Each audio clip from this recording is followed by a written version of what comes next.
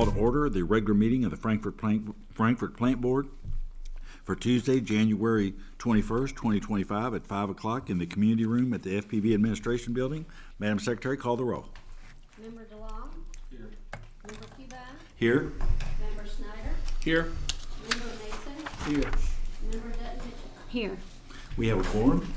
First item is item 1.1, consider approval of the minutes of the December 17th, 2024 board meeting. Everybody should have those in front of them. Does anybody have any changes or corrections? If not, do we have a motion? So moved. Do we have a second? Second. We have a motion and second. All those in favor say aye. Aye. Those opposed? Minutes are adopted. Item 2, financials. Consider accepting financials for the month ending December 31st, 2024. Mr. Denton. Thank you, Mr. Cuban. Board, good evening. What you have before you tonight are financials through the first 6 months of this fiscal year 2025. So each year we begin July 1, end on June 30th. Usually I present in a pretty standard way to you, starting with the net position and go to financial performance.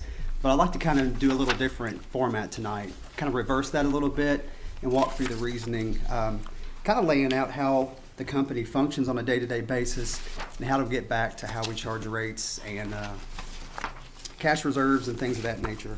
So I'd like to start, if you on page 20, this is this company-wide statement of revenues, expenses, and change in net position. So one of the things, you hear me bring it up quite often, especially during budget time, we talk about this thing called revenue requirements. You know, we offer essential utility services. These are essential for a reason. They're needed 24/7, at least that's our expectation and our goal. So what revenue is necessary to keep this company moving forward in day-to-day operations, investing in critical infrastructure, servicing debt, and keeping reserves? What is that number of revenue you need, and how do you generate that in rates for your services?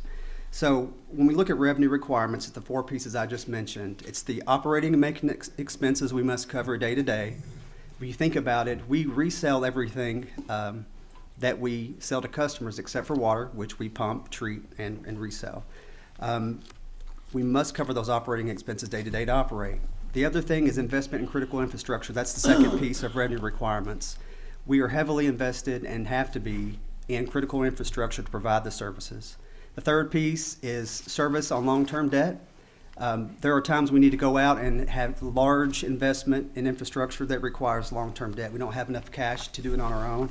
And then the fourth piece is having enough cash available to have a surplus or a cash reserve for creditworthiness and financial stability. So those are the four pieces. First of all, so we're going to walk through those four and really the flow of the financial statements.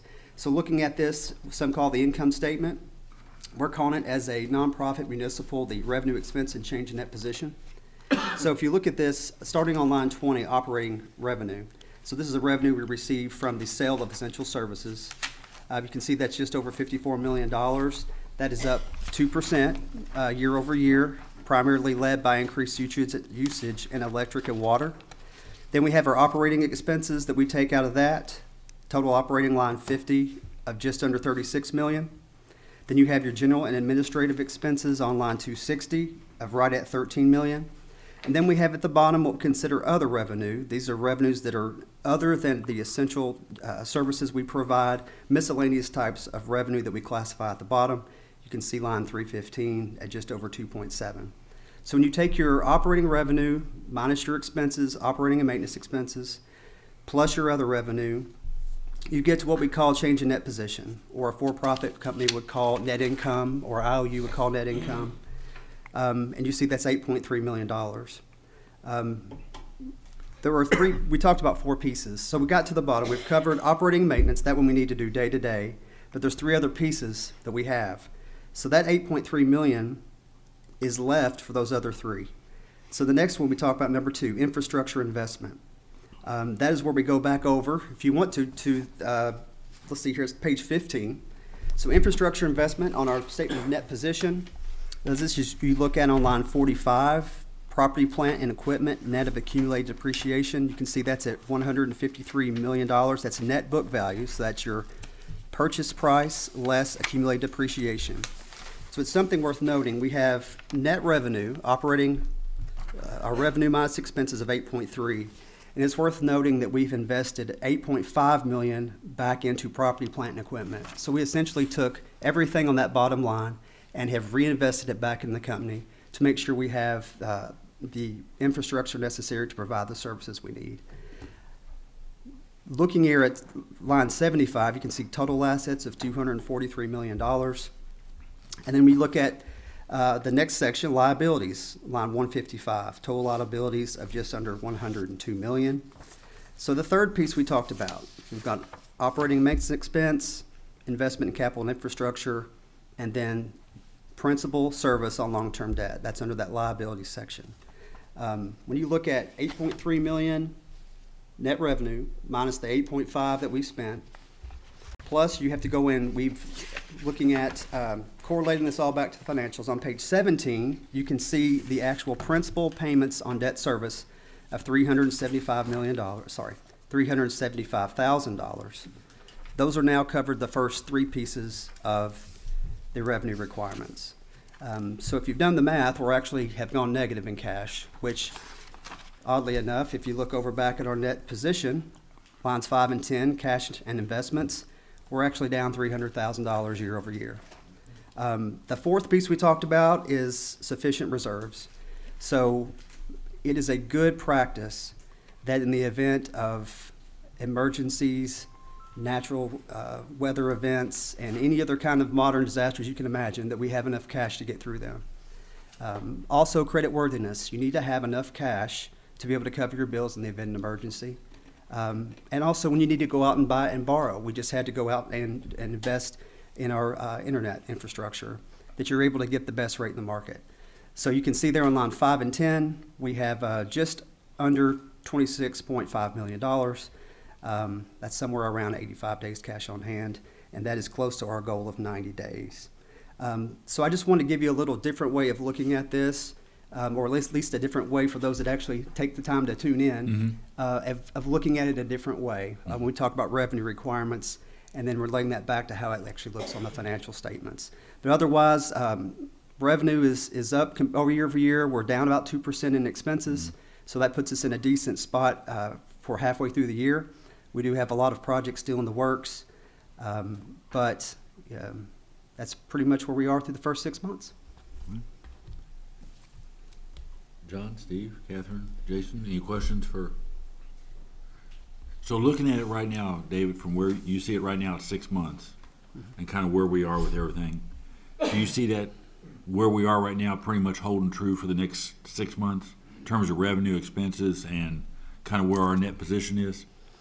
Or do you see anything on the horizon that changes that? I don't.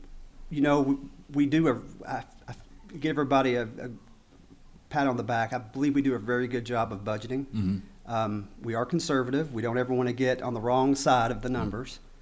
But you do see a tightening. Wholesale power increases significantly in the wintertime because we are a winter peaker. We were going through 0-degree weather, and that really, people use the power, and we have to purchase the power. Right. So you start to see margins start to get a little tighter towards the end of the year. But I do think we'll do better than expected. Usage is up in both electric and water, and we have done a good job of containing costs. So that's a very important side of it. We've got plenty of capital projects, so I hope we do better than expected because we need the cash.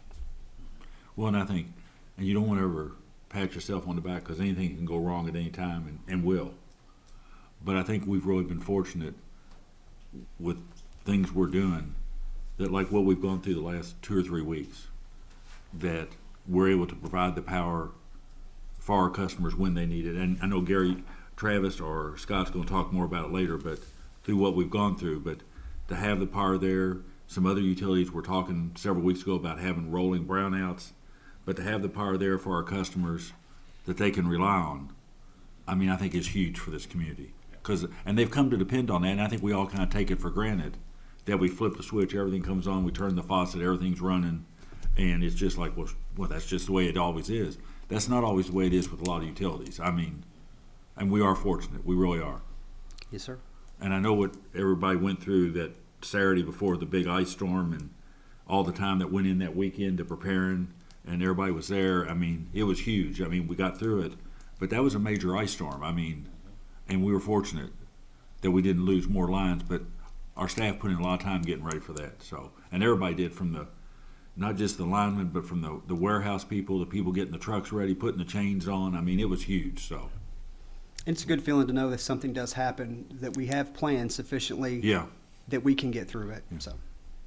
So, anyway, we don't have any questions. Do we have a motion on the financials? So moved. Do we have a second? Second. We have a motion second. All those in favor say aye. Aye. Those opposed? Financials are adopted. Next item, item 3.1. Consider approving renewal of FPB's insurance policies in the amount of $1,466,245.31. Hans? Yes, sir, thank you, thank you. This time of year, our coverages renew, everything except workers' comp comes up this time each year. And the renewal this time around, depending on the base that you choose from, was 3.29 to about 3.79% more, which is about 1% greater than the CPI that just came in.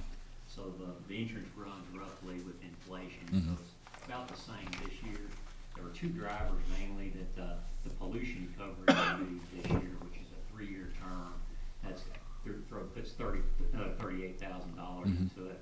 And then the other big increase was the excess alarm coverage for security, and that was about 4 times more. So I guess the markets have shifted there. The other noteworthy item was our earthquake coverage. The company decided they didn't want to write $200 million. They're only going to offer $100 million.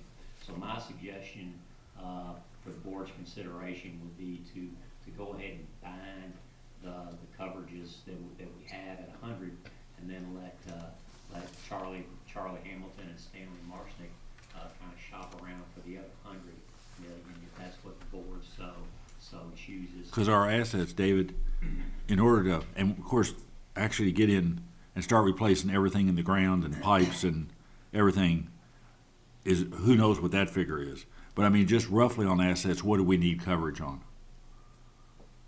Well, we've got net book value of $153 million. I actually have a detail that shows, what's the true historical purchase price.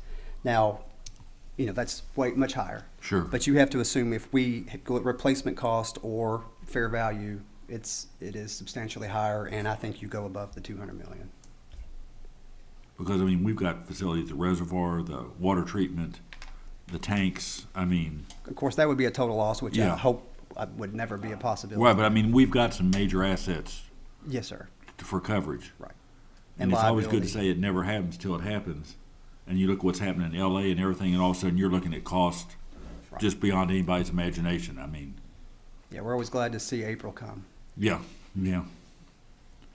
So the most recent quote, I know they were still getting data in here, was $1,399,528. So it's slightly lower than what was in the board package, but I'd recommend that the board can consider. I'd renew it and then shop around for the other 100 for the earthquake. And with that, I'll turn it over to the board for questions. And Charlie Hamilton and Stanley Marshnick are here to address questions as well. So Okay, you want to bring Charlie and him up? And yes, sir. yes, sir. Hence, this does not, the one thing this does not include is workers' comp, right? Correct. That we renew that in July is when we renew Yes, that? sir. Yes, sir. That's right. Is there, or maybe Charlie can answer that, is there a market for that excess earth movement policy? I mean, are people writing that, or? I'll let Charlie and Stanley talk about. Charlie, you want to come up to the podium here? That they can tell you about I know there's other companies out there. I'll let them kind of address what they found out on that front.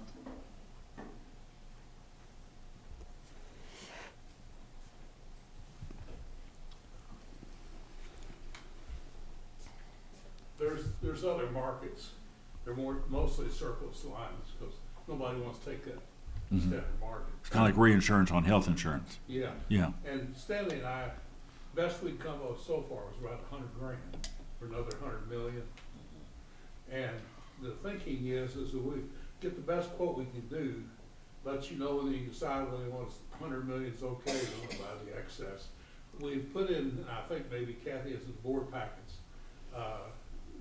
things from the internet from the University of Kentucky, National Geological Surveys, that Franklin County and Frankfurt is in the lowest zone as far as frequency. Are you seeing, 500 year zone, by the way. in what you're seeing for us, is that going on in the entire market in terms Yes. of, Oh, in terms of reducing, insurance companies reducing? thank you. In terms of insurance companies reducing their coverage or their Yes. exposure? We had one other quote we were getting in from a standard market, and they only provide 25 million. So we got 100 million, but I think, and I agree with Hans, I think the best thing would be to proceed what we got. We got plenty of time to get other quotes on the earthquake and see if we can get something better than the 100,000 for 100 million, X of 100 million. And that quote would be for the second 100 million, Yes, right? sir. Yeah. Yes, It sir. wouldn't be the primary exposure, but. No, the primaries with Cincinnati right now would Okay. stay with them.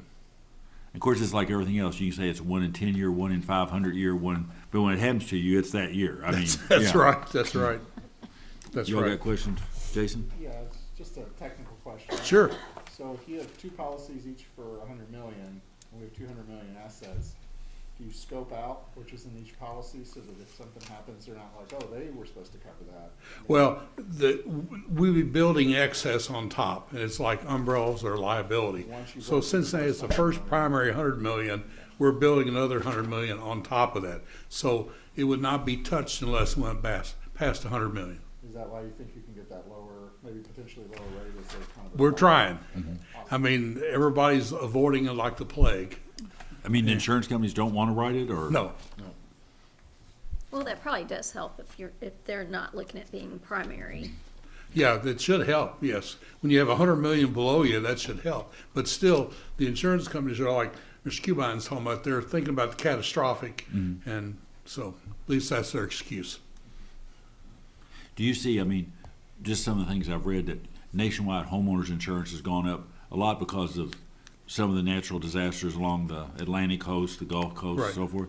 Do you think what we're looking at this year will continue, or do you think we're going to see a big spike like next year, or do you think that's a lot of that's washing out? Or I don't think so. I mean, 100,000 for 100 million is. no, I'm talking about over the overall policies, the 1.4.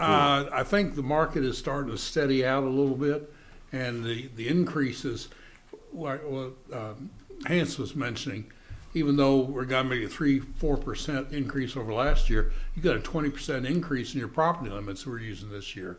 So that's helping. I mean, Yeah. you're not, if you knock that down, it wouldn't be too far off last year. Yeah. But to answer your question, as far as next year, I don't know. We feel like there's been enough increases, and you guys have sustained them over the years, that we should be leveling out. But my crystal ball doesn't have an answer. Yeah. Anybody else have some questions for Charlie, or for the overall policies, or Hans, or where we're going, or? No, well, since our coverage is ending very soon, so we don't really have a choice but to go on and renew and then shop for the extra. Yeah. And you, in putting this together, you looked at other companies Oh, and yes. other options, and Quite a few. I know you've always done that in the past, so I mean, Yes. this was, We've done the same thing again this year. yeah. Okay. Any other questions, or not? Do we have a motion? We have a motion. Do we have a second? We have a motion and second. All those in favor say aye. Aye. Those opposed? Policies are approved. Charlie, when do you think you might be back on the? Thank you. I would hope within a week or 10 days. Oh, really? Okay, so by the next Before meeting, the- we'll have, Before the February 5 renewal date, okay, because we got plenty of time. okay. Appreciate it. Thanks, Thank Charlie. you. Thank you, y'all sir. very much. Okay. Next is, do we have anybody for public comment, Ms. Poe? No, sir. Do we have any web comments or any complaints, or anybody heaping praise on us, or none of the above? No, we had a repeat email, with regard to their electric provider, which is not us right now.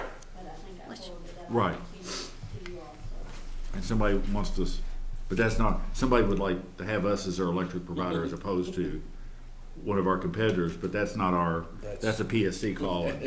We can't just annex other utilities. We would like to have. Was that my letter? We would Huh? like, Was that my letter? we would like to have them as our customer. That's right. Departmental reports, Mr. General Manager? Yes, the first is public information. Hello, She's ready. I'm ready. I saw you got out here. I mean, you were ready to go. I tell ya. Just like to report that our media services and Cable 10 team have been working hard. They've been busy with, they had 6 nights of Game of the Week basketball in January. They had, they were all double headers. And then they'll have 6 more in February, plus 3 nights of a district tournament. So that'll be 9 nights total in February for basketball that our Cable 10 team will be working. We're through the holidays. Happy New Year, by the way. We're through the holidays, and around 10 we're getting guests scheduled for the new year. We have the mayor coming in as a guest on Friday, and then more to come from other folks from around the community. We love having guests come on and talk about, things that are going on around here. I think there was a question about clubhouse rentals. Yes, how we doing on it? What We've kind of had interest have we got? We've had 6 events there since the Oh, really? opening. It's been going well. Everybody's gotten their deposit back, so no issues so far. So that is a good thing. I do want to mention that we have the State of the Community event is a week from today, which is we co-sponsor it with the Chamber of Commerce. Co-host it, I believe is a better term. That it will be at the Kentucky State University Student Center in the ballroom on the 4th floor. Same place it normally is. It's going to be upstairs. It's going to be in the ballroom. I got lost in the basement last time. Oh, you did? Yeah, going out. Well, Yeah. I don't think you're the only one. But this is an event that continues to grow, so they moved us to the 4th floor. And that is where we have the president of Kentucky State University. We have the mayor and the county judge and both the school superintendents.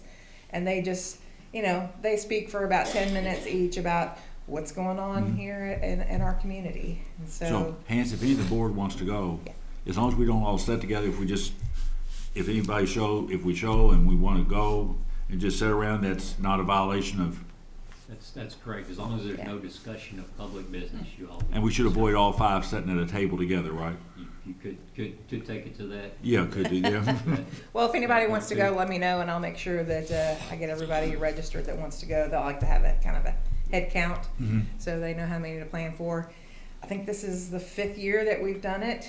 Co-hosted with the Chamber of Commerce, we have the opportunity to tell them a little bit about what we do here at the Frankfurt Plant Board, and it's always a good opportunity to listen to the questions that the people have. There's a Q&A offered at the end, what kind of questions people have about things, and again, great opportunity to hear from our local leadership. So I invite you all to come.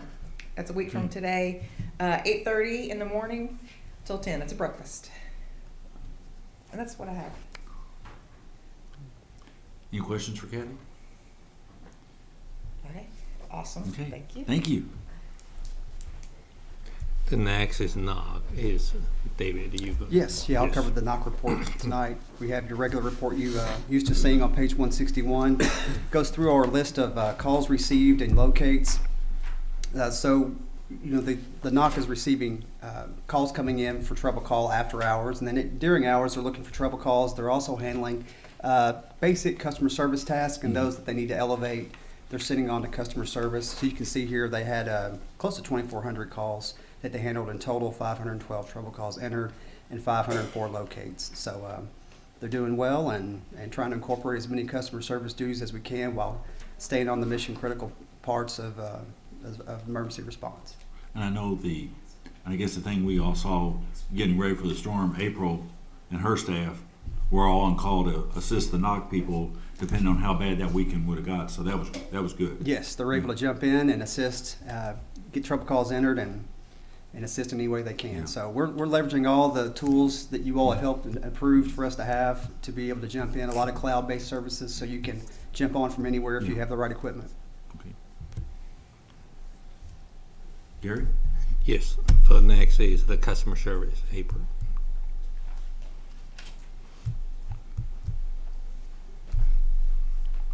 See, if I'd known you were coming next, I wouldn't have talked about you. You could have talked about yourself. Yeah. No, we help the NOC. The NOC helps us out a lot too. Like David said, they're in our call queues a lot during the day, helping with some of the payments, what we call light customer service. And so any chance that we have to offer them assistance, we try to as well. So they were definitely ready to assist. And you asked about comments. We had somebody draw us a picture and send in and tell us thank you for keeping the electric on during that snowstorm. So I meant to bring it with me. I didn't. It was cute, but we did have a customer that was really happy that they had utilities during When that I saw time. that one Facebook comment or whatever that someone had gotten up to take their spouse to UK to work, and when they were backing out of the drive, their power blew. They said they saw a big blue arc, and when they came back, they said their power was back on, and it said they were going to bring whiskey to all of our people. I don't know what happened there, but said they were. We didn't get any customer service. I don't know. Maybe they got them at the service center. But no, I saw that as well. They were Yeah. pretty happy, and Yeah. we had very few outages, so that was good. So you'll find the customer service reports on page 163 to 167. We assisted a little over 8,000 customers last month. There was an increase in our wait time. That's normal when you have multiple days that we had holidays, so people are trying to get in on those other days to make sure that they get their business taken care of. So there was a little bit uptick there.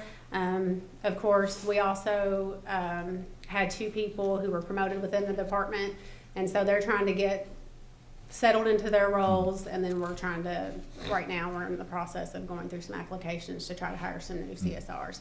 And I know, again, the NOC helps us, but they are also a little short-staffed because they've had some movement around as well. So we might have a couple of months where things might be a little higher than normal, but that's to be expected with all the movement. Have we got a lot of applicants for the customer service spots? They sent us about 35, I think, is what we ended Oh, up really? with. Yeah, so we started going through those Okay. today, Well, and good. we'll get with HR to get some interviews up and going. So a few things that I just wanted to talk about, especially with the weather right now the way it is. We have several programs that we don't talk about a whole lot, so I kind of wanted to use this as a time to remind our customers what we offer. So the Power Gift Certificate Program, we had several people use that last month. With the holidays, they put a credit on the customer's account, and then we either send the certificate to the customer or to the person who purchased it.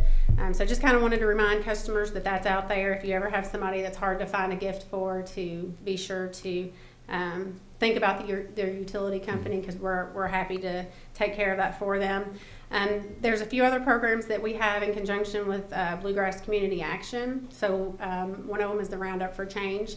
We have about 783 customers who participate in that right now. And that gives them the option to round up their bill to the next highest amount, and then FPB matches that dollar to dollar. And that money, again, goes to Bluegrass Community Action to help customers that are low income with their heating assistance program. Also, if you don't want to round up for change, you can donate to Winter Care on your monthly bill or on the portal. Again, it's another option to assist those customers. And then, of course, the home energy audit right now would be probably beneficial for a lot of our customers with the recent weather. So the customers would reach out to Bluegrass Community Action. We've partnered with them to be able to provide some assistance to be able to get them a energy audit, and then excuse me, if they qualify, they may be eligible for upgrades.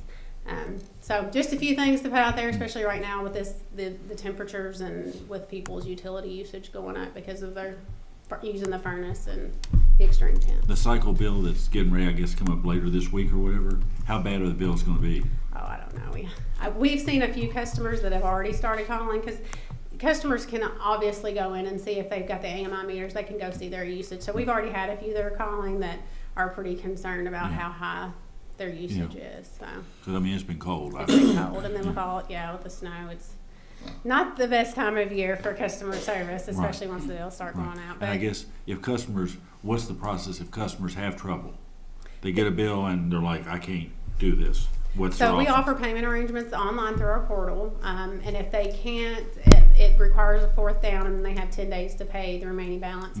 If they can't pay within that time frame, then they just need to contact a billing rep, and we can work out other arrangements. But we definitely, especially this time of year, do a lot of payment arrangements. Yeah. Okay. All right. Any questions? One of the things I might want to mention is when springtime rolls around, if we offer the budget amount as well, so Correct. that can help smooth that out a little bit over the years. So Definitely. so. Yep, I'll remind customers when it's time to sign up. Thank you all. Thank you. Next is telecommunication, Adam.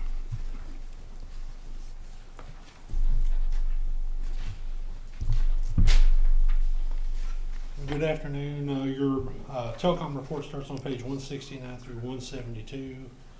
The first page of the report is your customer numbers for the month of December. Page one, the next page there is the outages for the month. We had 7 outages. 4 of them related to some wind there at the end of the month. Trouble calls are average for the month.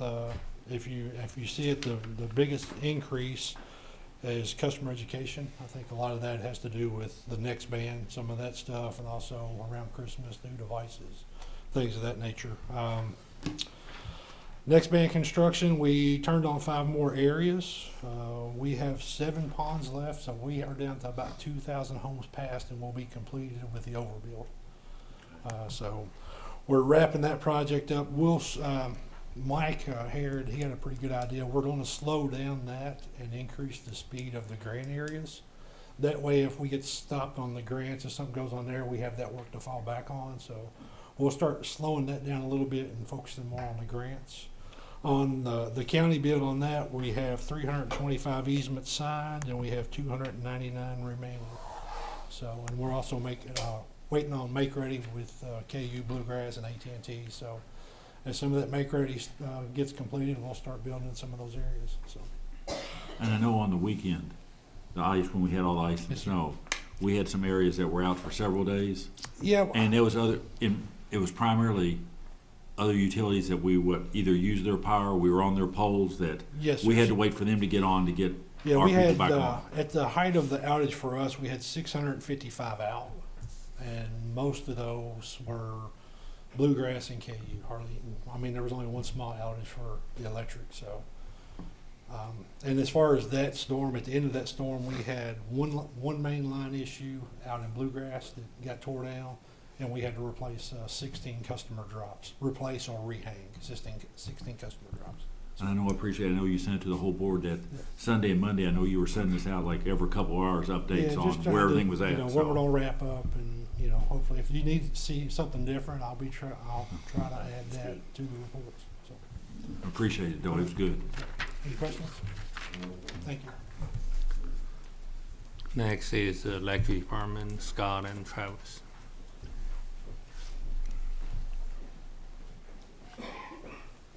Good evening. The electric report will start on page 173 and go to 176. Page 173 has our SAIDI numbers for the month at 39.255. Page 174, once again, is your typical pie chart, which shows the percentages of the type of outages we did sustain. Page 175 takes those outages and breaks them down to the actual cause of the outage, and we had a total of 18 outages for the month. Page 176 has your top 10 listed, and we had a total of 2,235 outages for the month of December. I'd be happy to answer your questions. You want to talk a little bit about what you and your staff did that weekend and everything to be ready and what all you did?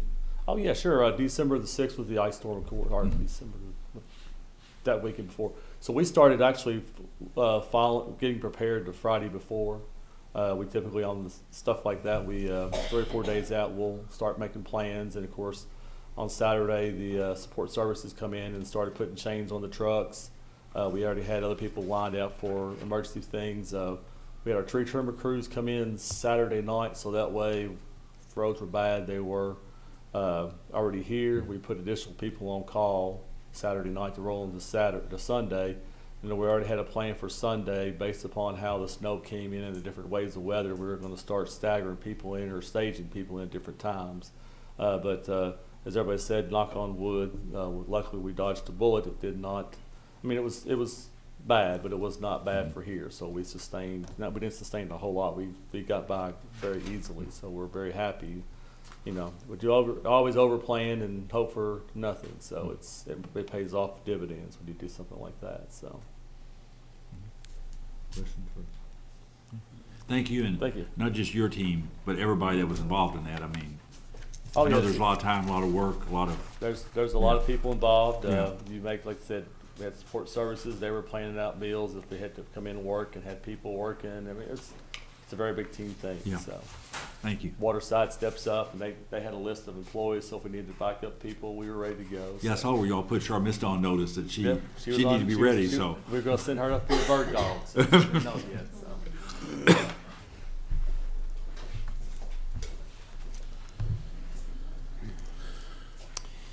Good evening, everyone. For AMI installs, electric, we are at 20,907, and for water, 14,218. Not a lot of installs the past month, just mainly due to weather. You don't want to turn someone's electric off when it's real cold, or change your water meter when it's real cold and have it freeze and bust. So they've been slow, but mainly due to weather. They should, pick back up here soon. The SEPA report for this evening begins on page 177 of your board package. For the month of November, our total SEPA bill was $82,285. Our net payment $115,615 for a profit to the plant board of $33,330, which brings us through November of 2024. Net benefit to the board of $1,083,667. So having a good year for SEPA. That puts us basically right on track with calendar year 2023. It looks like depending on what happens in December, we may have a little better year, but basically, we're on track with previous years. Happy to answer any questions. any questions for Travis? Thank you, sir. Good, thanks.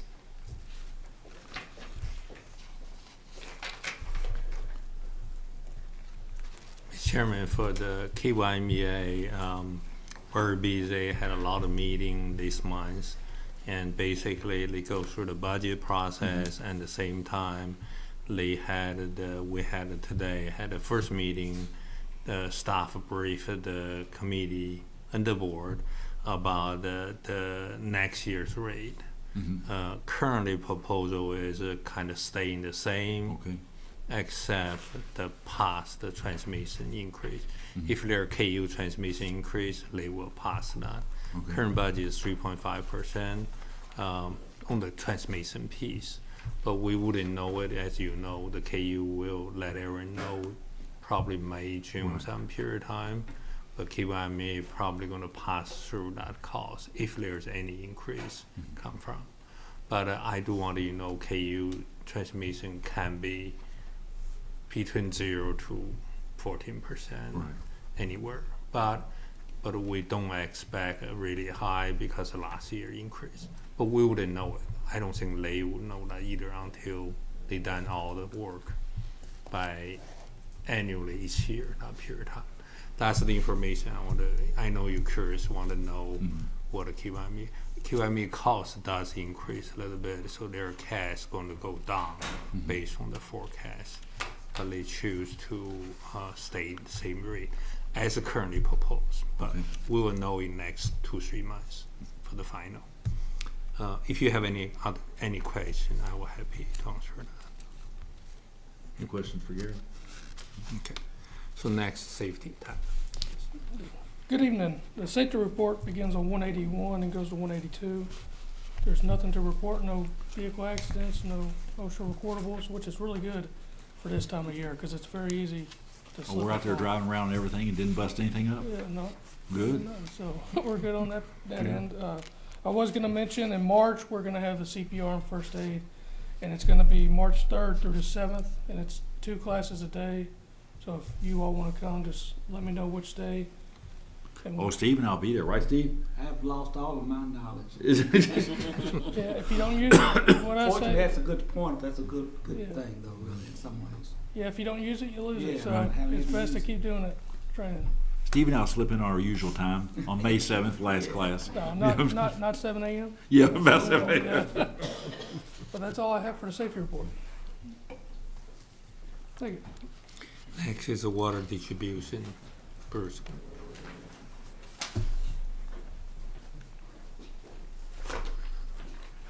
Good evening, board. Hey. In your board packet, covered on pages 183 to 185 is the water distribution report for December. First thing is we installed 4 new water services in December. We had 4 water main breaks, and of those 4 water main breaks, We had 3 of those were outages. We had to issue bull water due to the repair process. So pretty routine, nothing, severe, nothing. Touching base of the cold weather we're currently experiencing. As of yesterday, we had 8 trouble calls on our day off. Call guys ran 8 trouble calls. Today, they ran about 25 trouble calls. So as that cold weather really sets in, it's starting to show some issues. Trouble calls yesterday, all 8 were customers' responsibility. We checked everything at the meter vault. We were good, supplying water. Today, we've had a few more issues that, there was vault lid wasn't on good, meter froze, couple meter bottoms, once again, minor stuff, but all part of the repair process you have to do through the cold weather. Safety strategy we took the last 2-3 weeks. We've had 2 guys on trouble call, 1 for the extreme cold weather, 2 the snow and ice on the ground. That way, kind of slip, trip, fall, you got someone there, you can help if needed. And then the other part is if you're running a routine call, then you have an emergency call, busted pipe in the house. That person can go on, get that process started to shut the water off. Meter vaults are buried, so sometimes it's not as quick as a normal process. So those are just a few things we've done the last few weeks to try to take extra caution with being able to help. And then on one last note, I just wanted to share some news. I was hoping the board, y'all were aware, we did unexpectedly lose a water employee, Jeff Mulder, passed away December 30th unexpectedly. So department's been doing great with adjustments and everything, and Jeff's passing, but Jeff was well liked, 22-year employee, so just making sure everyone was aware of his passing. And then is it his brother or whatever that works for Georgetown Water? Daryl. His brother, yes. Daryl, I think he's engineer or something with with Georgetown, I do yeah. believe. Yes, that's right. Yes, that's correct. Yeah. As far as anything water related, that's all I have. If y'all have any questions, I'll be glad to. All right. Thank you. All right, thanks. Next, water treatment plant. Brandon.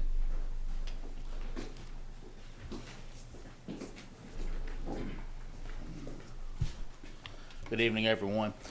For the month of December, the water treatment plant treated 230,044,000 gallons of water for an average of 7.42 million gallons a day. For the year, the water plant treated 2,993,663,000 gallons of water for a yearly average of 8.2 million gallons per day. How does that compare to normally to like previous years or whatever? Is that up? That's up from last year about a couple 100,000. I think we averaged 7.96 or 98 last year. Mm-hmm. It is trending upwards because when COVID hit, we took a pretty good hit. So it's actually trending up very slightly. So it's very going up and down, I guess. So Lock 4 averaged 6,613 cubic feet per second for a daily average of 4.2 billion gallons per day, and there was 6.1 inches of rain recorded past month. So. Any questions? Okay. Thank you, sir. Gary, we got anything else, or? Okay. Sorry. Well, that's okay. Yeah. Okay, item 6.1. I kept looking at my agenda, so what's item 6.1, consider award of professional service agreement to AE Electrical Solutions, Arts Electric for PowerFlex 40 VFD replacement for $51,680. Yes, we have 12 VFDs on our flocculators, and 3 of those. Tell everybody what a VFD? I'm sorry, it's a variable frequency drive. Okay. You can set the speed of the mixer, and you can change the speed of it if we have to. We have 12 of them. 3 of them are not functioning correctly, and you can no longer get parts for those. So we had 2 options. We went with a Siemens instead of I can't remember what the other ones are, but Alan Bradley. Alan Bradley, yeah. I'm sitting there looking right at it. This project, I'm sorry, I skipped. This project will consist of purchase of 12 new VFDs, removal of existing VFDs, engineering and design, installation of the new VFDs, and PLC programming. The project is included in the 24-25 budget on page 29, line 130 for $50,000. Staff will relocate reallocate funds from the other water treatment projects to address the overage. Arts, AE Solutions is it's basically arts, you know, so they've done work for us in the past, and staff recommends awarding the professional services agreement to AE Solutions for $51,680. And they're a local firm, and I think, Yes. David, this kind of really reaffirms what you talked about earlier, is continue to invest in infrastructure before it goes bad, so that we keep service up and not wait till everything's in a point where we're losing service, then running around trying to fix things, so. Yes, sir, and also proactive rate adjustments as needed. The Yeah. board's been very good in being able to continue to make the hard decisions so that we don't have rate shock, Yeah. and we also don't have a national news story when we can't provide water. Right. So, any questions for Brandon? Was there a bid invitation? There was not, we don't do bids, as far as I understand, we don't do bids with professional service contracts, is that correct? We're not required to bid for professional services. So sometimes we do and sometimes we don't. How do we decide when? Because I thought I saw one, Well, we other one, we and talked there with was Hans bid. about that. Well, from what I understand about legally, you don't have to bid a professional service, what Leanne said. As far as the procurement policy goes, my understanding is that if you've worked with that firm before, then you can use that same firm, presumably because you have knowledge of their work, and they work with arts. Arts has done SCADA work for us about 10 years ago. So. I think one example like what Catherine's references, for example, like Charmista, when she was looking for firms to help us with some of the work, she put some bids out. They were professional and put it out to get some proposals in different firms. So, And then the other factor, when I was talking to Brandon about it, was, and Brandon can correct me on the technical side, but this is kind of coordinating all of the drives, making them talk to each other more or less. And so you kind of want somebody that's, very close by to be able to get where you want to be. So that's, a legitimate basis to award work. and Art's big. They have a lot of resources and. Yeah, that was a big thing when Vic and David were here, that they wanted us to have another integrator, a backup integrator, because we've really only used one. So this does allow us to have another integrator into our SCADA system. So that's a huge help, and, our integrator now is about 2 hours away, and Arts is just, right down the road. So it's a big help, or it would be a big help. Yeah. And it was just a little over the budget, and that's covered by some funding from the water treatment projects. The roof projects that we have, some of that is going to be covered under warranty, so we shouldn't have to use all that money up. Great. So, Okay, thank you. thank you. I have a question. Yeah, John. Brandon, this is just the install, does this include the cost of the? Yes. It includes everything? Yeah, it's Okay. everything, yeah. And I saw where there were two options given by Art. The Allen Bradley, which is a different model of what we had before. Why you think the lower cost, and that was significantly more expensive? We did go with the lower cost item. Arts likes these. Our integrator that we have likes the Allen Bradleys, and they like the Siemens, and they said they have absolutely zero trouble out of them, and it's a good product. So good. Okay. We can sell some surplus property too. That's right. We got that. I don't know We if haven't you want spent that those surplus things. yet, have we? Or at Can't least get not this parts for month. them I mean, do we have any other questions? If not, do we have a motion? Do we have a motion? Do we have a second? Second. All those in favor say aye. Aye. Those opposed? Motion's approved. Thank you, sir. Thank you. Item 6.2, consider approval of RFP 2024-10, utility easement acquisition to HMB Professional Engineers, LLC, in the amount not to exceed $135,000. Mike, this is one y'all told us was coming, so. Yeah, so I guess you guys are aware with the Franklin County Grant Project, we've got a lot of easements to get, and we've been doing that with current engineering staff and part-time easement procurement specialists.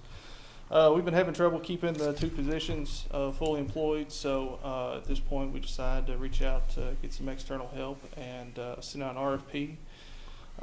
6 different firms, and got 2 responses, and we decided to go with HMB. So if you've got any questions. I think you said the one person who was helping us resigned. And That's did we ever correct. even get And the then other at the second same one? time, we hired someone else, so we were about to be fully staffed, and yeah. And I think whenever we had the agenda meeting, Steve and I were on the call, we talked about just how important it is that these people are really good. I mean, because they're gonna be the face of the company, knocking on people's doors, asking for easements, explaining it, and, how they come across and that is really important. So, will HMB let you know who the people are? Will we have any information on who those people are before Yes, they that go was out? part of the proposal that both firms sent was, and that was one thing we did like about HMB is they did say who is going to be working on the project, not just who's over the company, but the boots on the ground. And I do know one is a Frankfurt resident, and I think the other one may be Lexington or Frankfurt. And they'll have credentials and IDs and Mhm. everything. Yeah, we tried to do it with, FPB employees, but just couldn't keep the employment there.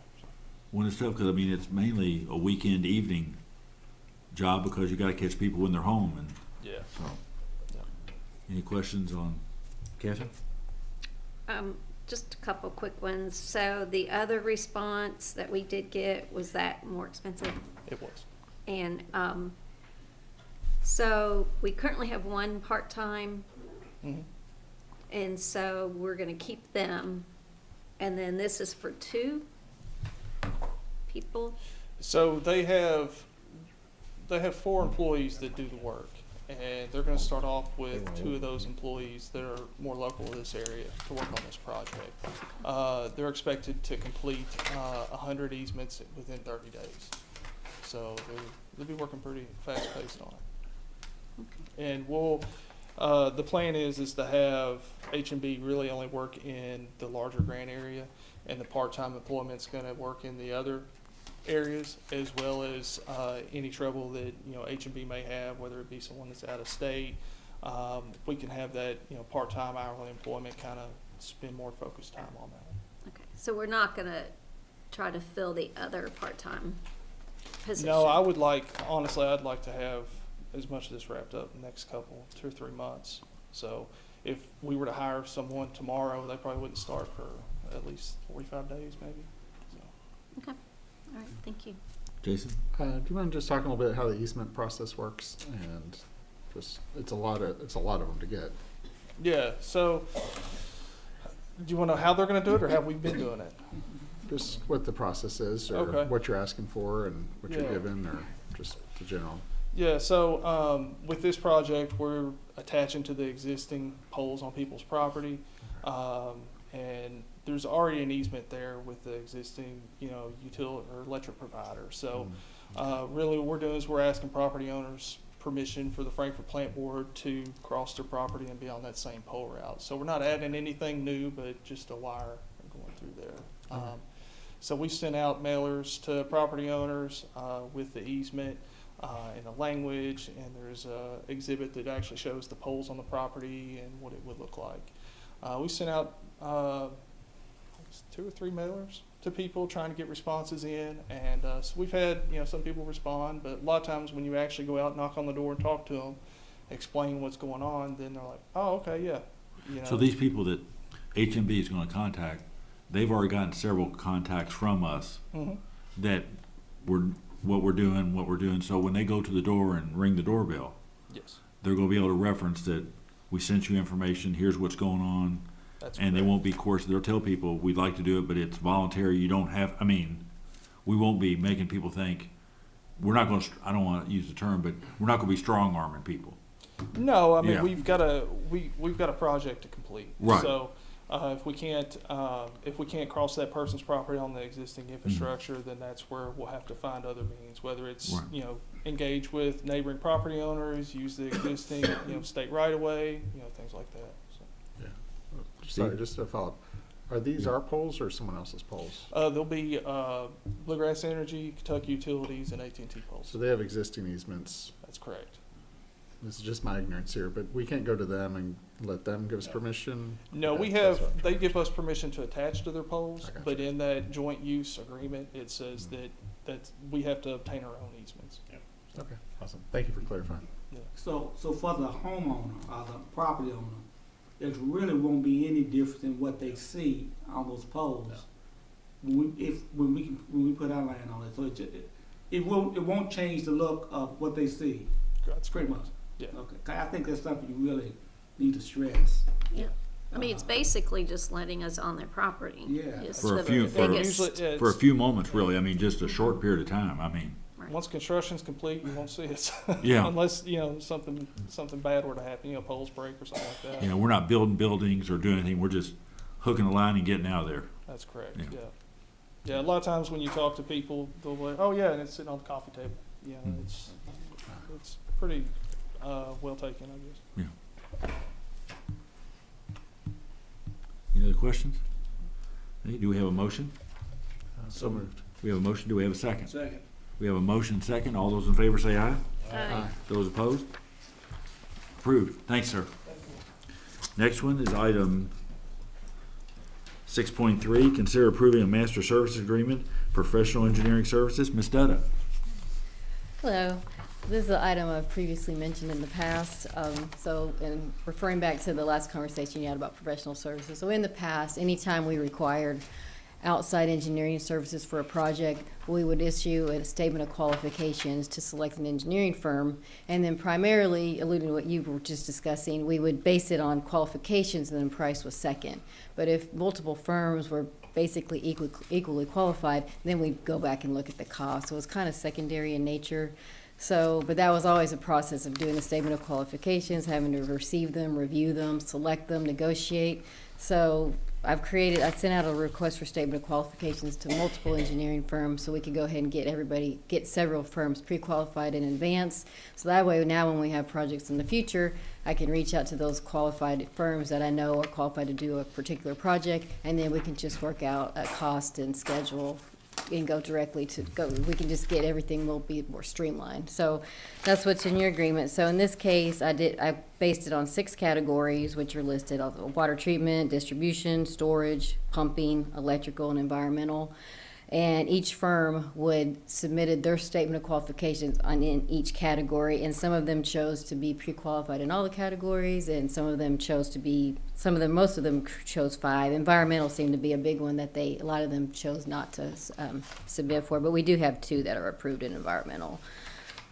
So this master service agreement that's in your board package, that is the agreement that he developed for me. And if the board approves the language of it, then I'll reach out to these firms, send this master services agreement to them. Once they get it signed, I'll just kind of slowly bring them back to Mr. So you will Chuman. bring those back. How Yeah. will that work then in terms of does the board then need to act on and approve each one individually, or how will that work? I was hoping that once the language is approved, that as I receive them from the engineering firms, then I can just have them for your signature, and that it's already been pre-approved by the board. So that's kind of what I was hoping we could do. And sure, Mr. Kirkland, all you're doing is pre-qualification process here. There's no board funds being guaranteed to these folks. We don't have them essentially on retainer or anything. So when we do have a project comes up, this just eases you.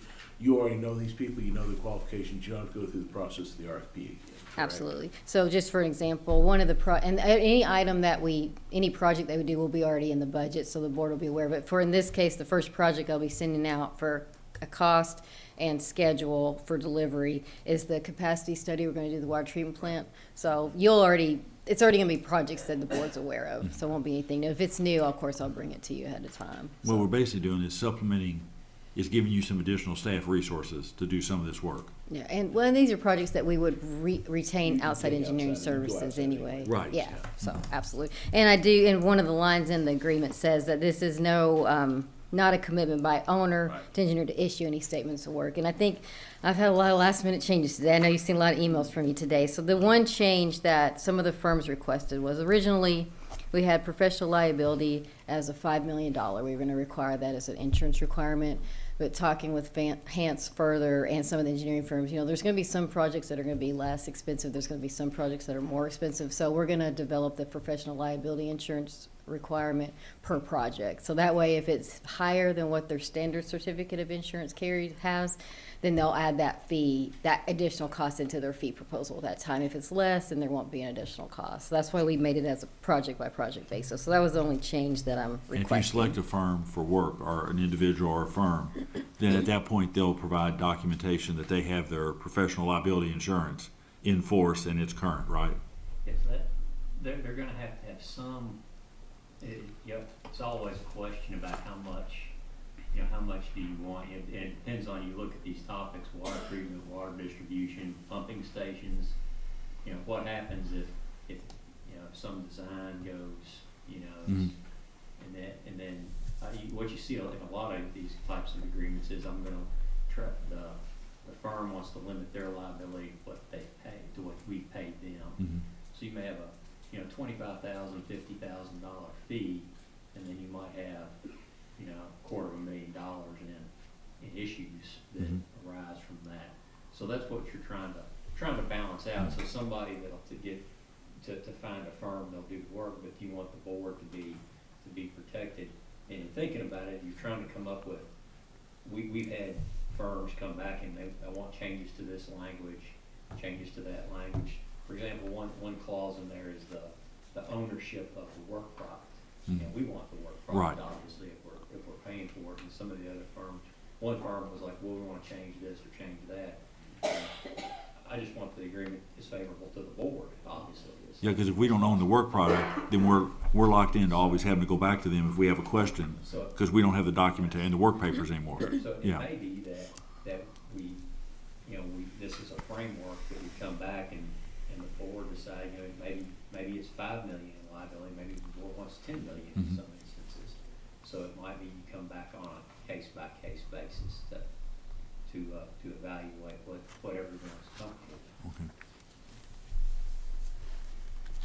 Any other questions for, because Sharmis, I know we've talked about this several meetings, so any other questions for her, or? No, it's in order. I'd make a motion to approve the master services agreement. Do we have a second? Second. We have a motion second. All those in favor say aye. Aye. Those opposed, approved. Next, you got the next two, Ms. Detta? I do. Consider item 6.4, consider awarding work for directional drilling under Lee Branch in Midway to Buchanan Contracting, $39,000. And I can talk about both projects Yeah. together, both agenda items together. So for the Midway water line extension from Wood Lake Road to Georgetown Road, which is past their sewer treatment plant, we're going to be crossing one driveway and one creek. So of course we want to directly drill under the creek, and we're in right of way for the driveway crossing, and the KYTC encroachment permit requires you to bore under any driveways in that case. So the project is going to be $195 a foot. So the creek will be about $39,000. The driveway cross will be about $19,500. And if you got my other last minute adjustment today, one of the concerns was when I had wrote out on page 1 under contract amount number 2, I had wrote the contract shall not exceed $39,000, but then I had contradicted myself and say, well, actually pay per foot. So I just changed the wording to the contract amount is estimated at $39,000, and we'll pay the actual foot at $195 a foot. So what you just described was item 6.4, which is the drilling under Lee Branch was $39,000, and 6.5, which was the drilling under the driveway, which was $19,500. Yes. I just requested. And Sharmis, again, these are costs that Midway is eventually going to reimburse us for, correct? Yes. Through their long-term partnership we've gone into them with. Correct. Yep. And on item 6.4, that one that the other response was more expensive. Yes, this low quote was $195 a foot. The other quote was $275 a foot. And then we didn't get any other responses. We sent it, I think, to 5 or 6 people, and they're the only 2 that responded. Have we worked with Buchanan before? We have not, but Midway's engineer is the one that recommended them, and Okay. he has worked with them in the past, Okay. so he was comfortable. They found satisfactory work in the past. So. Okay. Do you mind if I just ask, so a creek is pretty narrow, so 200 feet, and then no driveway, I assume it's narrow. The creek, just because you have to start back so further to get kind of do this parabola here to go underneath it, so that's why. And then when we're going to come back and we're going to exit out on the Midway's wastewater treatment plant, we have to kind of come in and kind of curve in around there, so that's what adds the length to that. And then as far as the driveway, it's a nice, actually brand new concrete driveway, so we basically at 50 foot from center line of the driveway is where we came up with that 100 feet. But if there's any way we can shorten them, we absolutely will. But yeah, I agree with you too. It seems long, but when you think about where you have to start and to get underneath the creek, and you have to be at least, I think it's 5 feet under the creek bed. So by the time you do all that, it adds to the length. Gotcha. Okay, thanks. So you don't want to take a jackhammer to that new driveway? No, absolutely not. Okay, item 6.4, do we have a motion? So moved. We have a motion, do we have a second? Second.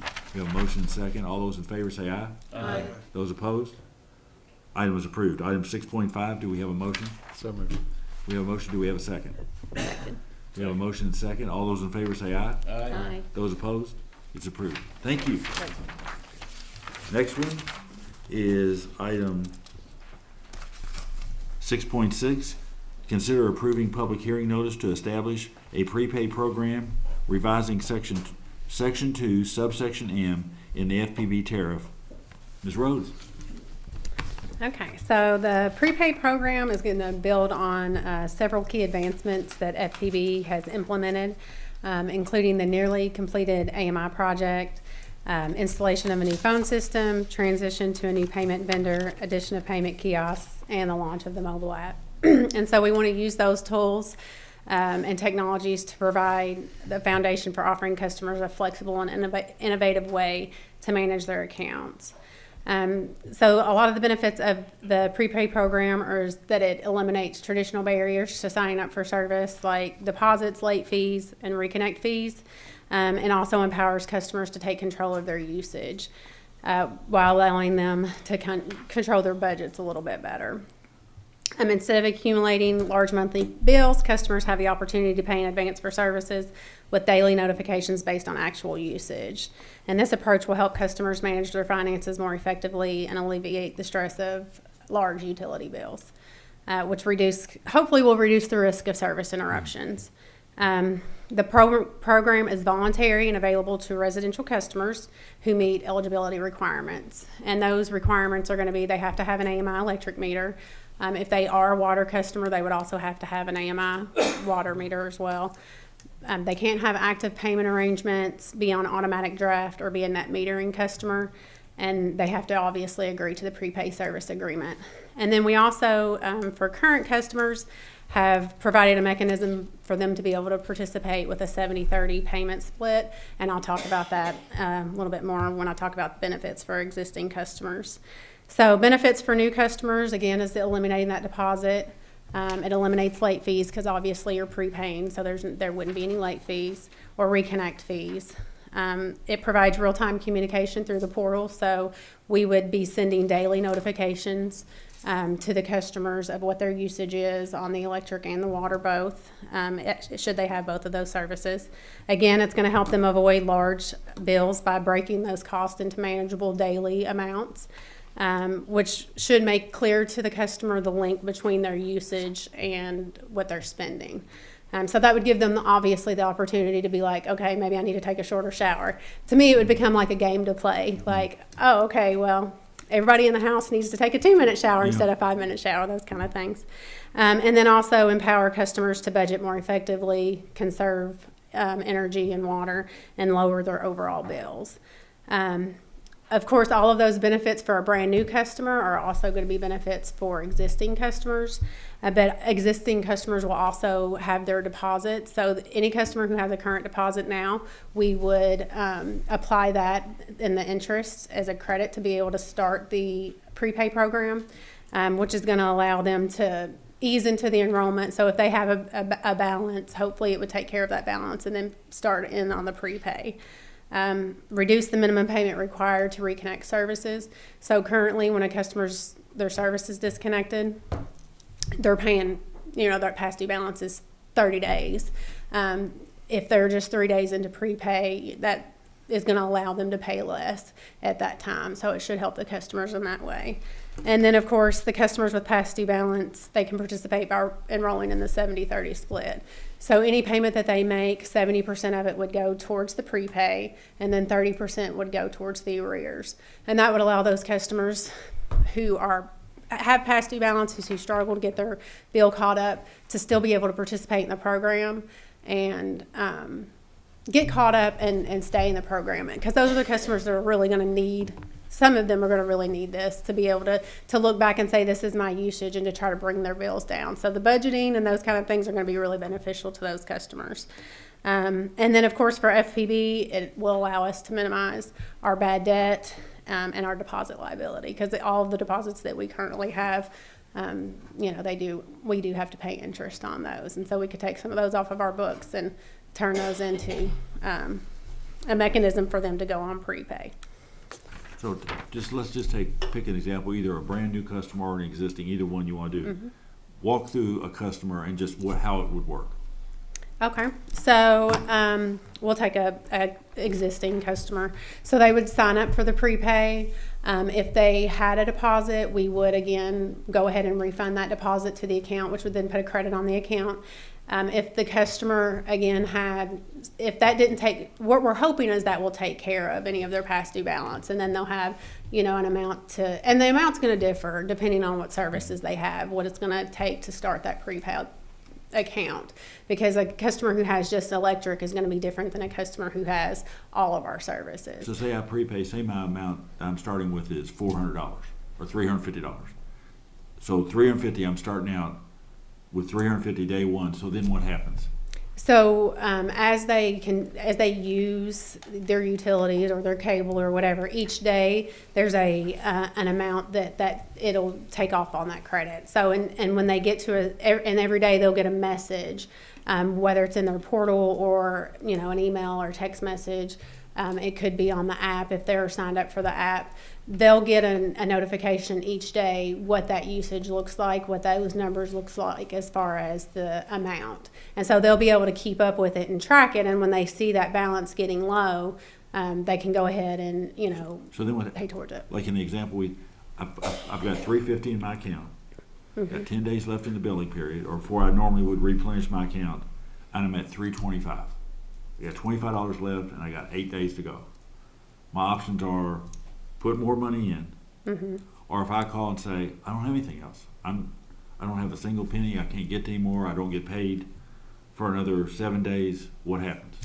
So in that instance, we probably need to have a different conversation with the customer, Mm-hmm. because once they're on prepay, because we no longer have that deposit, Right. we can't. They would be subject to a disconnect once Right. once they're out of funds. Mm-hmm. And we won't continue payment arrangements on the prepay. Now, if it's a situation where, you know, they know that they're not going to be able to make a payment for some time, we may have to at that point take them off of prepay and put them back on a post-pay account, but at that point they would be subject to the deposit. And so that's the benefit for the customer, is you don't have that deposit on file, and you can replenish it a little bit at a time, or if you want to pay it monthly, you could still pay monthly, but it gives them a mechanism to have control over that. So if you get paid every 2 weeks, you can put money in every 2 weeks or whatever. Correct. And when someone comes in and they're interested in this, you'll explain all this to them so they know what's going to happen and how it's going to work. Yes, and they will also, of course, they'll sign the contract, and that's all included in the contract as well. How big of a, I mean, if they got paid a lump sum every month, could they put in $1,000, like a few months in advance? They could put in as much as they wanted? Mm-hmm. Yes. That's cool. I mean, we have customers now that they're not necessarily on budget, but they budget themselves, and so they'll pay a certain amount every month, and they'll end up with a credit, and then they won't pay it in the wintertime, or they won't pay it for a few months in the springtime. So it won't hurt for them to have a credit on there. So outside of maybe aligning more with people's monthly budgets or quarterly budgets or however, it also gives them the benefit, as you were saying, to feel like they're more in control of their utilities, and they can use less if they're feeling like they were using more that month than they want to. Correct. Okay. That's why I said, like, for me, it would become a game. In my household, it would be like, okay, you're taking a shower. We're all going to take 2-minute showers today and see how that changes. Because I have teenagers at home, and they like to take 30-minute showers. So. When I think you and Gary explained last time, they're not being surprised this way, in a sense, because once we read the meter and then you get your bill, then you're already a week or 10 days into the next billing. Correct. And if all of a sudden you get hit with a big one, like some people are going to this month because of the temperature, yeah. Then if you're saying, I can't pay that, and then you're saying, when you're already 10 days into the next billing and it's still cold outside, and so now they'll know this is where this is headed, and whether it's borrowing or doing whatever, but they won't get that big surprise when that bill pops up either in the mail or online, saying, I had no idea I'd spent this much. Correct, Yeah. yes. So like this would be a perfect week as far as the electric utility. Right. You know, people might decide to turn their furnace down a few degrees, or at least turn it down maybe while they're sleeping or while they're not in the house, so that they can see that difference from day to day. So it definitely gives them more control. I mean, because like you said, when you're looking at a 30-day overview, it's kind of hard to pinpoint. You know, a lot of time in the spring we see people's water usage go up, and then once we start asking questions, it's like, oh, well, I watered my lawn, so yeah, okay, maybe I did use that water. Because we get a lot of those calls of, I didn't use that much, and then once you start having the conversation, it's like, oh, well, yeah, it was, you know, it was hot, and I watered my lawn. So it just gives them more control over their daily expenditures and makes them more aware of it. And that's going to be really beneficial for all of our customers, but especially for those customers who do struggle with their bills, which is why we wanted to do the 70-30 split as a way for them to still be able to participate. Sure. 'Cause And this is basically, so what are we talking about doing? Probably having the public hearing hands at the next regular meeting, or what? Or at the special meeting for the public hearing, or just do it at the next regular? the next regular. Next, I think next month's gonna be a. It is a special, I think, because we moved So the we can date. put that on We there. can put it on. We Yeah. can put it on there, you can still put it on there. Yeah. Mr. Chairman, what I really say is this is the hopefully this is can be something improve the relationship between us and our customer. You know, just like you all mentioned that the freedom, they have a control. They have a daily billing. It's not a month anymore. Basically, you have a text message or email every day. You pretty much have a new bill, and you have a completely control how much you want to put in, how do you conserve your energy. So what I was in Paducah, what I find out is two group customer really enjoy this after first year. One is a young professional. I didn't expect that, but that's what happened. They really like it because the app or the daily message, they can know exactly what happened in their bill. The second group is the group who really have a difficulty control, even pay the current bill. But on the top, we have a late fee, we have a reconnect fee. This is really, hopefully, this can significantly reduce that part of burden for the customer. And if we didn't have the AMI, none of this would be possible. None of them. Right. After we spend the $9 million, that's the infrastructure. It's not necessary that our IT, our customer service, finance, all spend so much time prepare this, because we cannot just talk about it, except we have to make sure everything going to work from day one. That's very important to us. And but on the top, I really hope, fundamentally, we have to explain to the customer it's exactly the same rate. It's not like there's a hiding things. Right. The same per kilowatt hour, the same per gallon cost to every customer in this program. But the only difference is they can have a control. They can decide, I'm going to pay my bill every day, every week, every quarter. Is really completely on their control. Right. I certainly hope this is, in the beginning, maybe it's not, but I hope at the end of the day, everyone's going to like this. That's what I really hope. It's a volunteer. Nobody have to, Right. but I think it's a great tool in toolbox after EMI, after the $9 million we spent it. I really hope all customers can benefit from it. Steve, did you? No, I was just going to say, I'm for anything that helps. I told you that the other day. But I think this is really an excellent strategy or method to get people to get in tune with the bill on the AMI stuff. Because if they all start to do that, everybody starts to become more efficient with their usage and do just like you said, take 2 minute baths. But no, but I do really think that's what it's gonna. And I don't want to use the word train, but you know what I mean. It's going to condition people to be more aware of what their utility usage is. Yes. So. Well, and I think there's another element too, which is when you go to buy a new water heater, you start to pay attention and you start to go, oh, okay, now I understand that this adds up. So it's really cool. Thank you. So this vote we're taking is just to schedule the public hearing for February. February meeting. For the February meeting, so take public comment, and then we'll have a vote after that for the final approval. So the vote is, do we have a motion to schedule the public hearing for the February board meeting? So moved. We have a Second. motion. Do we have a second? Second. We have a motion second. All those in favor say aye. Aye. Those opposed?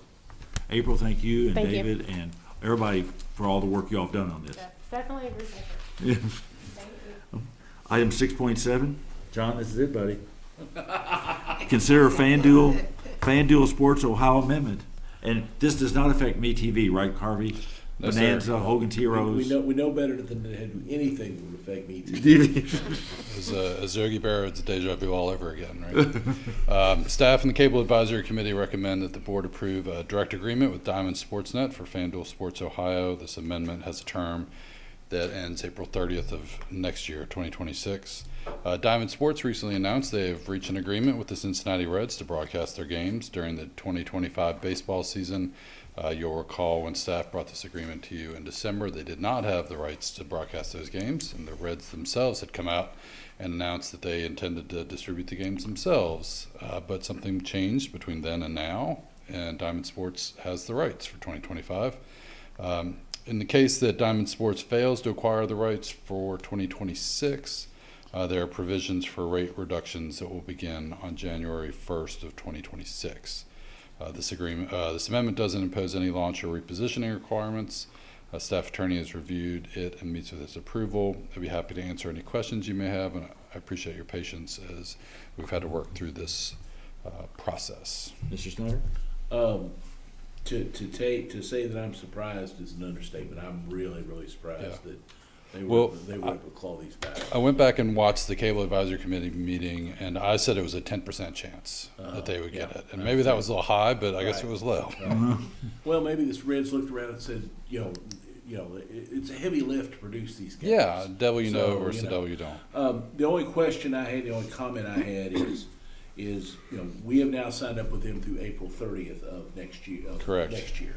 So when next year rolls around, if they do lose them, Mm-hmm. I'm thinking of that first month of April when we're still carrying them. Right. I know we gave up, was it NBC Sports was on 38? So yes. we do have a blank spot on the channel for that 1 month if we need it, correct?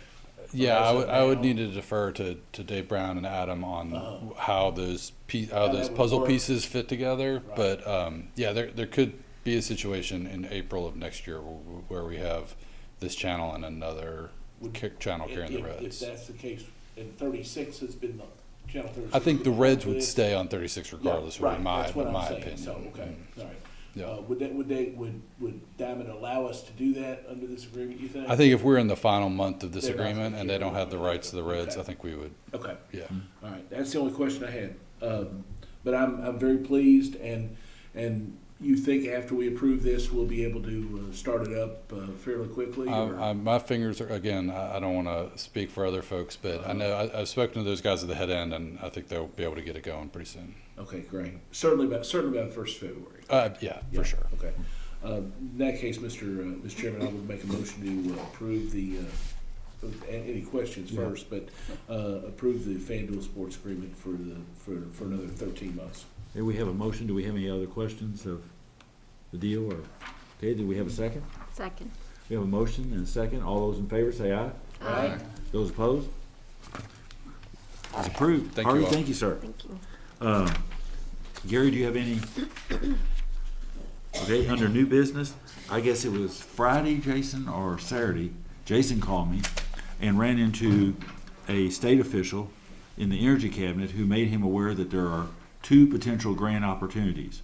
One that would involve providing funding for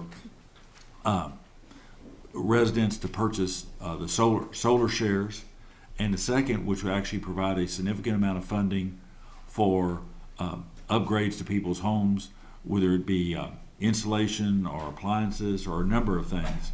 And there's a lot of information. There apparently is funding available, federal funds. And I talked to Gary recently, and I think I sent you all a memo out.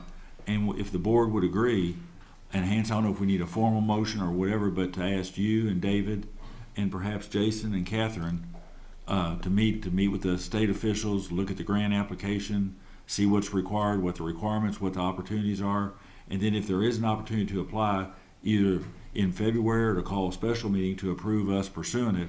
I mean, I think from Jason, I think you can talk on from what we understand, there is money there. It's a good opportunity. We have a good chance of getting it.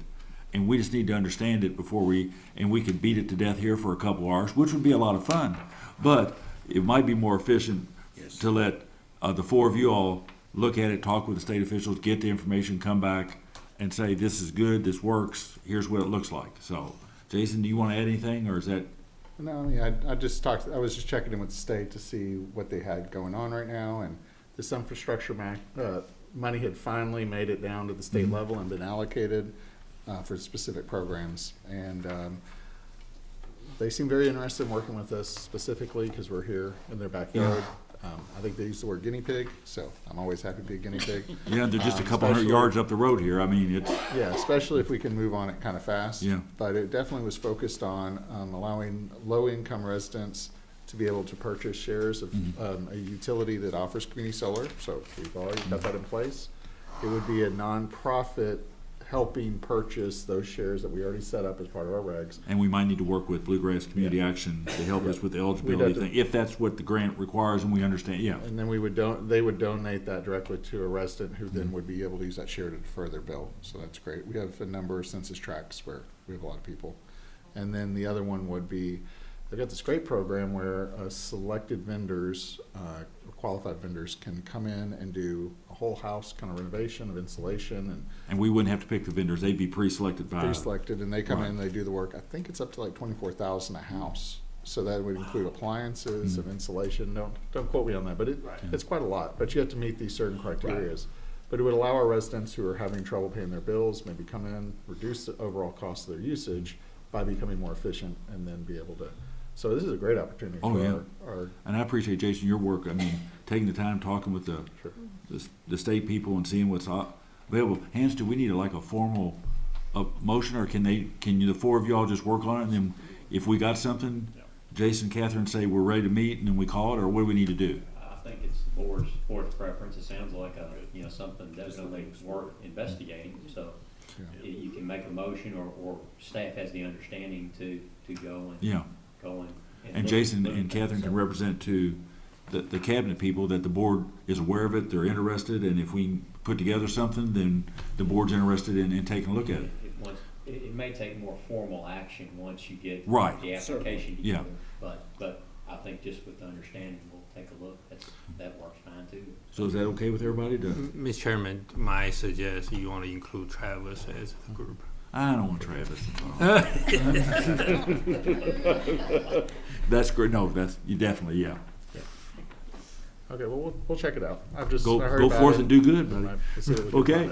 Thank you, and thanks for your hard work on it. Really, well, not hard work yet. Just a phone call, but we'll see. Mr. Snyder, item 9. Hold it. What? We've got this. Okay. This Farmdale thing. Oh. One more. Yeah, we should have it when we. We sure do. So this is a mix of new and old business, actually. So we have our assistance agreement with Farmdale, and one of the items is to assist with their meter installation services. So we've been providing some materials, like kind of just random pieces that they need for reimbursement. But since this is a bigger agreement, it's going to be it's the smart points to be the meter reading. So this totals about almost $89,000. So Hans prepared this agreement for signatures, so we kind of have everything formalized as far as the purchase of the materials. So you can see their farm board chairman has already signed the agreement, and this is just bringing it to the board for approval for our board to sign. And we it need as to take well. action on this. Yes, please. With the formal action. Mm-hmm. Any questions for us, Mr.? I mean, we've talked about working with Farmdale and helping them, and so this is just kind of part of that whole process and thing we put forward. So yes. Does everybody okay with this, or? Yes. So if not, do we have a motion? Fully reimbursable by Farmdale. Right. Right. So, Mr. Chairman, I would make a motion we approve the purchase agreement with Farmdale as described here in the meeting. We have a motion. Do we have a second? We have a motion second. All those in favor say aye. Aye. Those opposed? Sharmista, again, Thanks. good work. Thank you. Thank you. Okay. Now, Mr. Snyder. Before I go to the closed session, next month we're gonna meet off our regular date. Correct? Right. And we're meeting on, February 20th, which is a Thursday, just so everybody knows. yeah. Okay, right here at 5 o'clock. And so if anybody's got any items, you know, we'll have the regular agenda. And I don't know what board members on with that, but we'll have the regular agenda. But if you have something, We need to get it on the you need to get it on the agenda. Right. And put it on there, even, and if for whatever reason we couldn't, you're not ready for it, then we could just skip over it. But if we don't have it on there, we can't deal with it. So if you've got a thought that you might wanna talk about something, then, just let Kathy know and we'll put it on there. And then, like I said, if we get to it and you say, I'm not ready to go this time, we just wait till March. But at least we'll have it on there, so you got that option, so. In that case, Mr. Chairman, I'd like to make a motion to call the board into closed session pursuant to carry 61-810-1C to discuss pending or proposed litigation regarding a contract matter, an insurance matter, and a declaratory judgment matter regarding property, as well as 61-810-1B for deliberation on the future acquisition of a specific piece of real property, since publicly discussing it would affect its value, and 61-810-1N to select a successful bidder for the award of a local contract. We have a motion, do we have a second? We have a motion and second. All those in favor say aye. Aye. Those opposed? We're going into closed session, and we're gonna do it upstairs because we have a 1 minute.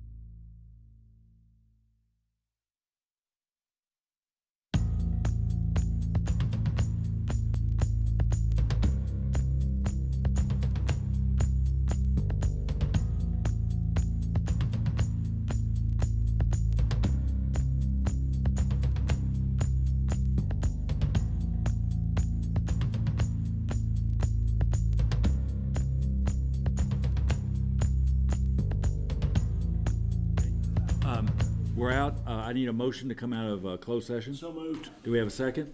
Second. We have a motion second to come out of closed session. All those in favor say aye. Aye. Those opposed? We're out of closed session. Mr. Snyder? Mr. Chairman, no board action needed to be taken from items in the closed session. With that, do we have a motion to adjourn? So moved. Do we have a second to adjourn? Second. We have a motion second to adjourn. Everybody in favor of going home, say aye. Aye. Those who want to stay all night, say no. We're going home. Thank you all. We're adjourned.